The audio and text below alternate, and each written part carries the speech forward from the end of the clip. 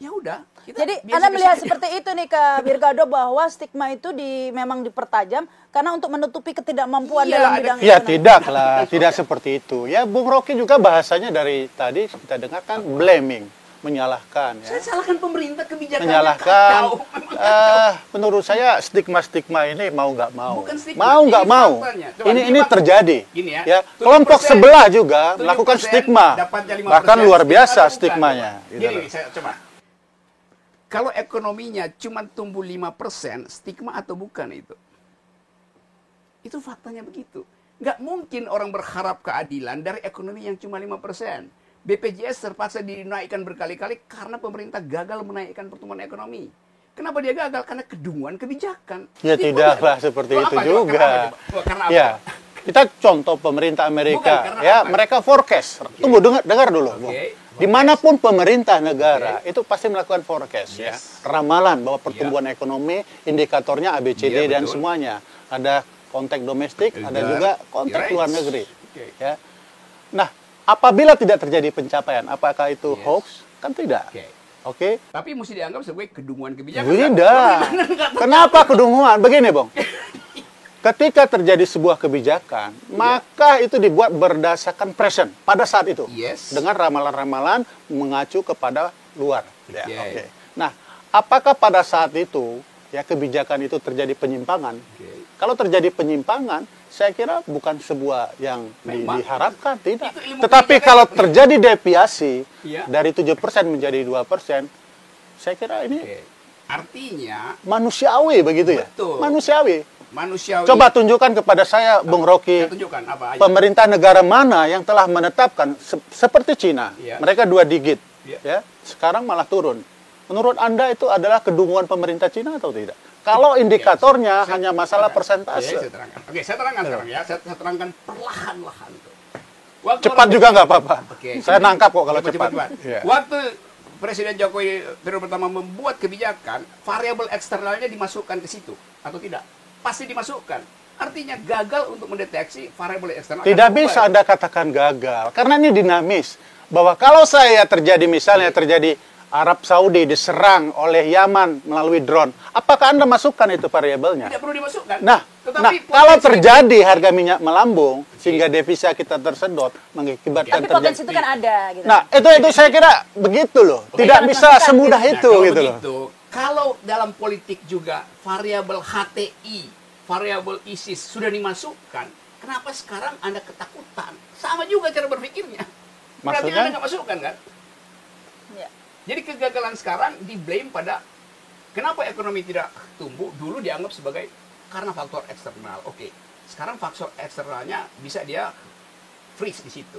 Kenapa ekonomi nggak tumbuh? Bukan karena eksternal, tapi karena masyarakatnya terbelah. Siapa yang membelah? HTI. Jadi ekonomi tidak bertumbuh karena ada HTI itu. Karena ada terorisme. Nah, jadi gini, kan HTI kalau kita jangan harus menyeluruh. HTI itu hanya satu kepingan. Tetapi politisi juga menjadi bagian daripada sistem ini. Itu loh. Saya kira nggak bisa. Benar.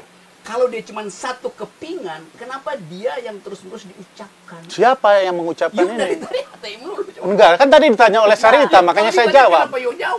Ya tentu karena pertanyaannya konteksnya seperti itu. Diucapkan terus terorisme. Terorisme satu kepingan. Kepingan paling besar adalah kegagalan kebijakan.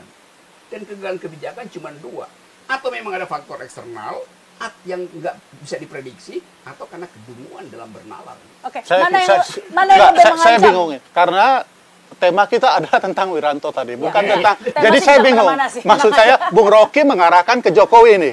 Sementara temanya tentang Wiranto, tentang radikalisme, itu konteksnya. Mana sebenarnya yang lebih mengancam? Jadi saya ngikut Rahma, tapi diarahkan berbeda. Jadi Bung Rocky yang menyudutkan. Jadi bingung. Saya menganggap Pak Wiranto itu kena impact atau dampak dari delegitimasi Jokowi. Kalau Jokowi punya legitimasi kuat, Jokowi minta semua orang berempati pada Pak Wiranto, orang akan berempati. Walaupun orang musuh Pak Wiranto misalnya, karena segala macam kekacauan isunya, tapi kalau Pak Jokowi bilang, oke, saya kepala negara, beri empati. ternyata permintaan Pak Jokowi juga tidak didengar. Jadi problemnya ada pada Pak Jokowi. Ya. Lagi-lagi Salawi. Saya mau bertanya ya. Salah Jokowi kan? Salawi Bung Rocky terus. selalu Oke, Salawi. pertanyaannya sebelum pertanyaan. Itu yang ada. Orang nggak anggap lagi dia presiden, kan sayang gitu. Coba saya mau bertanya. Saya ingin supaya orang kembali percaya pada presiden. Karena itu presiden mesti ucapkan kalimat yang membuat orang Presiden Jokowi sebelum jadi presiden juga sudah tidak Bung Rocky percayai. Ya, ini hoaxer. Iya, benar Terbaik. tidak? Sebelum Karena dia jadi presiden, iya. saya nggak percaya. Jelas aja, karena dia orang biasa kan. Kita percaya omongan presiden sebagai kepala negara. Saya nggak kenal sebelum jadi presiden. Ngapain Artinya saya percaya? apapun yang dibuat oleh presiden itu tetap menjadi sebuah. Nah ini pertanyaan saya, masa Tidak sih begitu.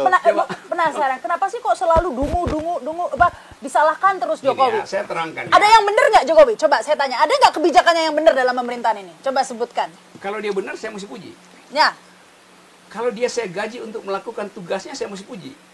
bukan, saya cuma pengen tahu. Karena Ada itu yang kan- benar nggak harus puji deh, tapi harus diakui lah minimal, Oke. diapresiasi lah, Oke. masa nggak? Ada dua apresiasi? hal yang saya Yang mau kasih benar. tahu. Tugas presiden cuma dua, mensejahterakan rakyat, satu, dan menghasilkan keakraban bernegara. Itu dua. Ini benar-benar tugas dia itu. Dan saya uji cuma dua itu.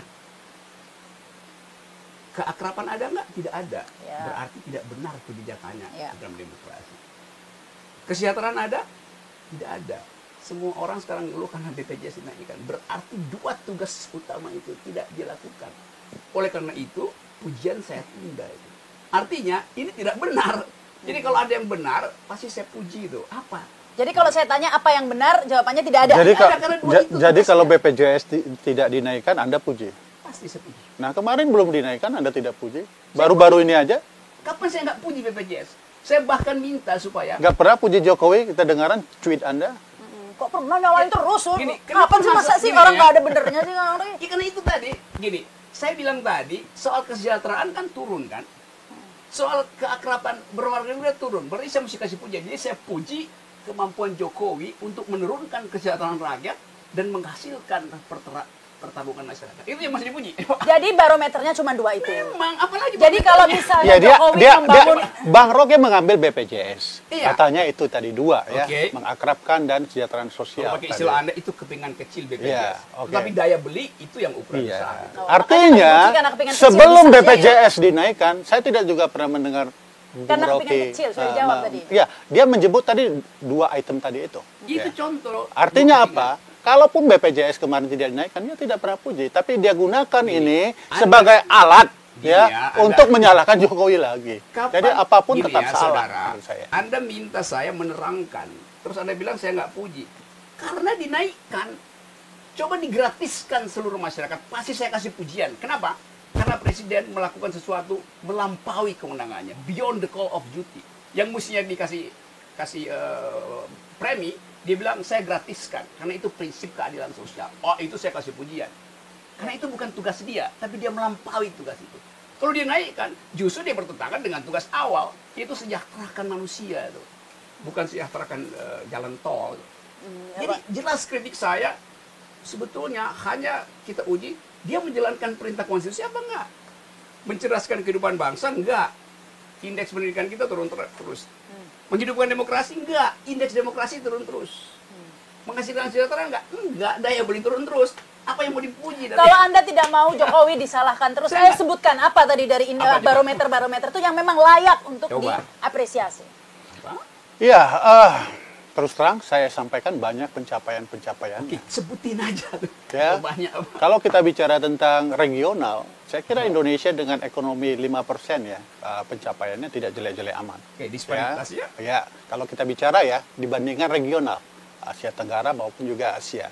Nah, kalau kita Ini- enggak, ini harus jelas datanya, faktanya Ya, ada. tapi perbandingan. Regional secara Ya, regional, ha? oke. Artinya gini, kalau kita bicara tentang Jokowi, maka compare-nya adalah Perdana Menteri Malaysia Mahathir Mohamad. Bagaimana apple to apple ini pencapaian ekonominya? Nah, Bung Rocky menghina, menjelekkan, ya. Nah, menurut saya apapun itu, Karena Mahathir Muhammad tidak menjanjikan 7%, itu problemnya. Itu gimana? Anda menjanjikan berapa persen Mahathir Muhammad? Tetap lebih tinggi. Bahwa kalau pencapaiannya lebih rendah, itu berbeda gitu loh. Janji Jokowi bukan janji Mahathir Muhammad. Iya. Tentu saja apple to apple kita bisa bandingkan dengan.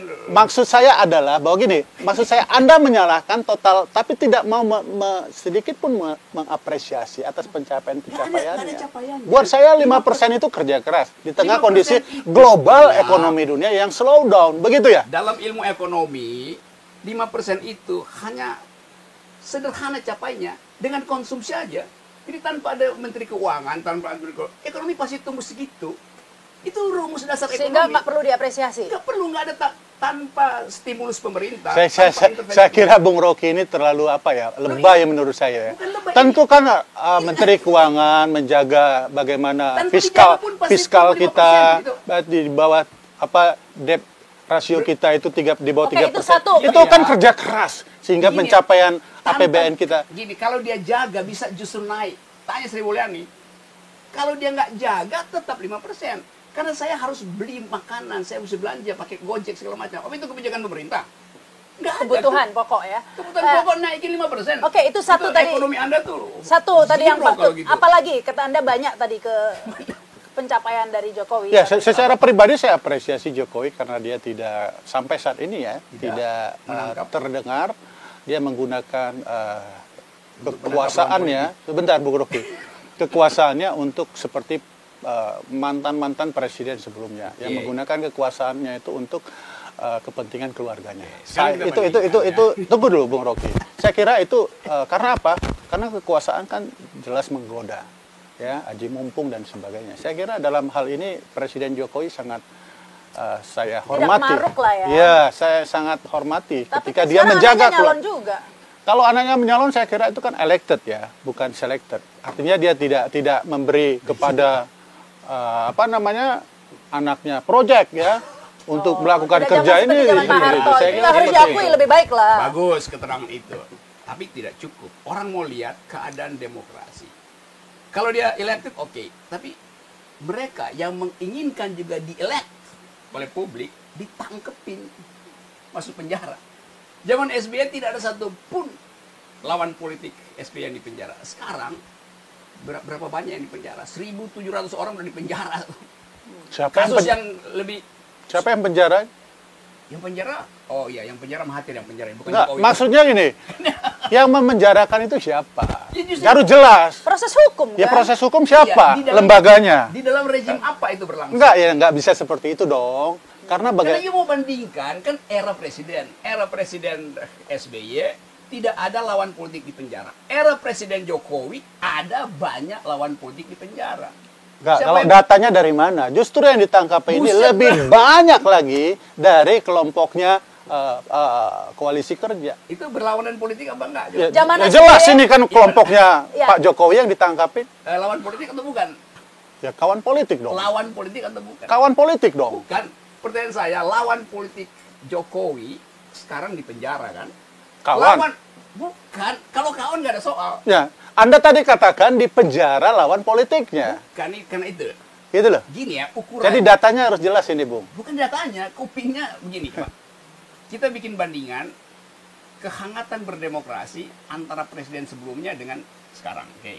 Mana lebih hangat? Ukurannya adalah lawan politik di penjara apa tidak? SBY tidak memenjarai lawan politik. Jokowi memenjarakan lawan politik. Sebut nama siapa? Buset. Sebut nama dong.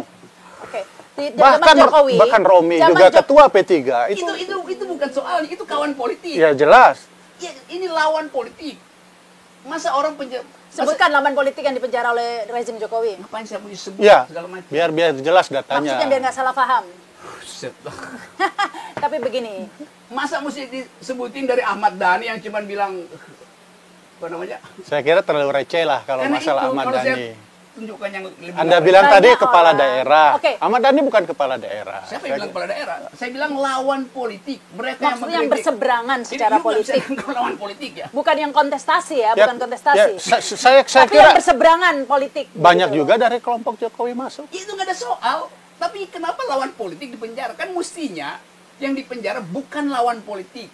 Normal kalau di kawan politik berkhianat jadi penjara. Tapi kalau lawan politik kan itu Seharusnya yang dipenjara adalah kriminal katanya ya, bukan lawan politik begitu maksudnya Kak Rocky.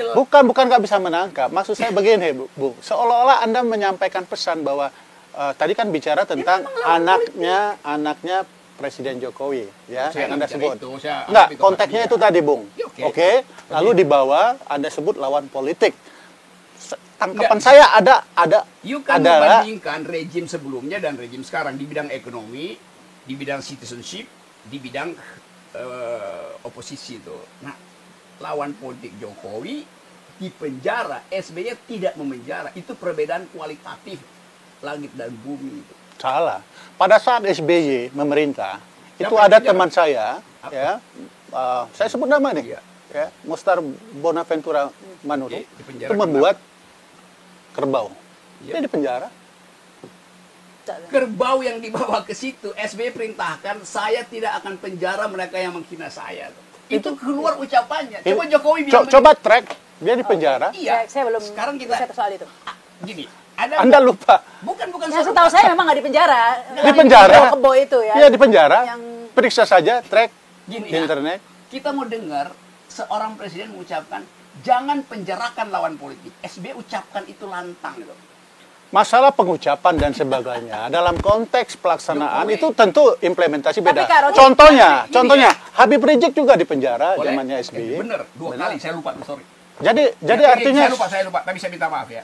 Habib Rizik di penjara karena kriminal, bukan karena lawan politik. Karena kekerasan di Monas. Anda salah melulu. Bukan salah melulu. Artinya apa? Apapun bisa dipersepsikan. Ya, masalah Ahmad Dhani satu hal, tentu dia telah yang melaporkan tentu kan kelompok Ansor. Itu dalam peristiwa jadi bukan Jokowi yang diserang, Ansornya. Kenapa? Ya. Tetapi zaman SBY kalau nggak salah ya, meskipun ini bukan lawan politik, tapi kan justru kasus Antasari Ashar terjadi di zaman SBY kan. Dan itu juga menjadi tanda tanya kan. Itu artinya pernyataan Bung zaman SBY tidak ada lawan politiknya. Itu karena apa? Artinya sama sekali salah juga. Antasari di penjara karena apa? Pembunuhan, kasus pembunuhan. Itu pun masih menjadi tanda tanya kemudian. Tapi keputusannya adalah karena pembunuhan, bukan karena lawan politik. Kan Anda mesti clear dong dalam soal semacam ini. Nah, ini saya orang semua sudah tahu juga bagaimana proses Antasari. Tentu ada latar belakangnya seperti apa. Tapi jangan artinya Bung Rocky jangan terlalu memaksakan diri, memaksakan SBY tidak ada melakukan. Tadi Anda katakan SBY tidak ada satupun. Saya pengkritik SBY yang paling lantang sebelum kalian itu jadi pembela kekuasaan tuh. Periksa seluruh ceramah saya zaman SBY itu tiap hari saya kritik, tapi nggak pernah dibui itu. Sekarang juga nggak dibui karena nggak ada ketemu delik. Tetapi di dalam parameter yang dibuat oleh internasional dianggap bahwa zaman SBY demokrasi itu baik sekali. Sekarang internasional demokrasi buruk. Kalau kita bilang ini eksternal ngaco. Loh, kenapa kalau soal ekonomi selain eksternal? Kenapa kalau soal demokrasi? Enggak, sebentar. Bung Rocky ini suka mengutip ya, demokrasi internasional Indonesia buruk. Tapi tidak jelas internasional yang mana. Jadi jangan sampai publik curiga. Harus dibaca juga karena kan kalau menurut saya banyak dapat pujian demokrasi kemarin kita tanpa ada korban dan sebagainya. Internasional mengatakan memuji. Kalau internasional bilang buruk Anda nggak mau terima, kalau pujian Anda terima. Enggak. Maksud saya begini, ketika Anda klaim menuduh internasional menyebut demokrasi Indonesia sekarang buruk, saya ingin tahu datanya mana, internasional yang mana. Tidak boleh dong kita klaim seperti itu. Demokrasi bilang begitu. Baca aja. Riset dari ANU bilang begitu. Jadi kenapa nggak baca hasil riset? Ya baik, Masa saya bawa sini hasil riset? Ya, yang pasti ini masih akan terus berlanjut. Maksud saya begini, Bung. Katakanlah menurut PBB Indonesia begini. Jadi ada sumbernya begitu loh. PBB nggak pernah maksud saya itu contoh indeksnya menurut ini gitu. Kita harus akhiri jadi ya. Enak gitu. Indeks demokrasi dunia itu ada. Iya. Mbak baca aja. Saya kira pujian ya menurut saya. Yang saya tahu kan buat turun terus, drop terus indeks demokrasi kita. Baik, terima kasih. Setelah Perpu HTI indeks demokrasi kita jungklat gitu. Iya, terima kasih. Yang pasti yang tadi ini ya, kita harus akhiri nih karena sudah cukup lama. Terima kasih sudah hadir di sini. Terima kasih Kak Birgado. Sebelum kita jadi Sarita tuh. Terima kasih gimana? Kak Rocky mau hadir ya. Kok mau hadir? Ini acara pertama perdana. Karena saya nggak mungkin menghindari suara yang mendayu-dayu dari Sarita. satu-satunya pujian yang keluar di acara ini. Dari tadi mendungu-dungukan pemerintah. Jadi saya tuh nggak mendungukan pemerintah, saya dungukan reasoning dari kebijakan. Sama sekali saya nggak dungukan Pak Jokowi. Saya ingin bersahabat, tapi kebijakannya itu yang saya dungukan. Itu lagi-lagi bukan personalnya, sama sekali nggak. Jadi ini Saya kira sah-sah saja demokrasi ya. Baik, terima kasih sudah hadir Kak Wiranto, Kak Rocky. Semoga ini ya, jangan lupa didoakan semoga Pak Wiranto kasih Oh ya, udah. Karena di atas semuanya adab kemanusiaan dong. Ya, sekarang sembuh sudah bisa ikut ratas lagi, begitu ya. Dan semoga peristiwa itu tidak menimbulkan justru stigmatisasi ya, justru mempertajam terbelahnya masyarakat. Itu saja, terima kasih. Dan saya Rahma Sarita juga mengucapkan terima kasih. Thank you. Jangan lupa seperti biasa subscribe ya di acara terus yang akan hadir Sarinya Berita. Sarita. Alright. Ya.